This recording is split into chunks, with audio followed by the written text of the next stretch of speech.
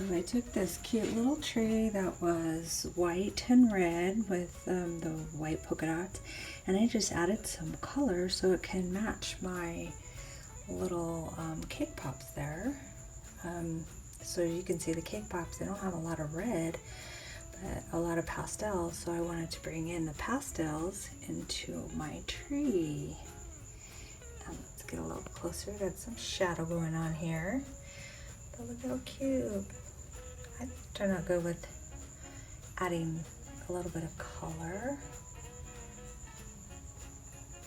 And then my Merry Bright sign has the same pastel colors, so I had to use that. Isn't that cute? Thank you for watching.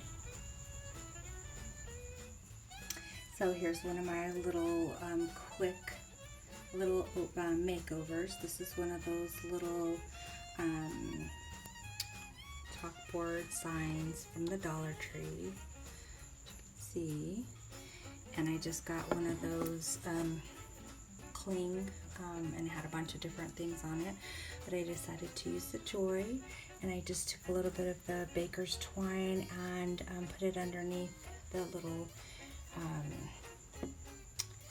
light bulbs, and I took a couple of gumdrops and I just stuck it on there.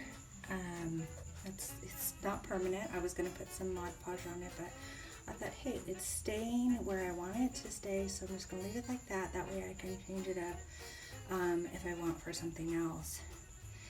And then those cake pops, they turned out to be, there's a different video for that, so you'll be seeing that soon. So I just wanted to show you a couple things I've been working on tonight. Of course, my little thing needs to be covered, but I'm starting to do my Christmas stuff, and this is a cute little box from our friend Anna Lee that that I got from her. Look at this, it's got like a little blueberry pie. And here's the Santa and Mrs. Claus and the gingerbread. And it's just a little box, and you can store your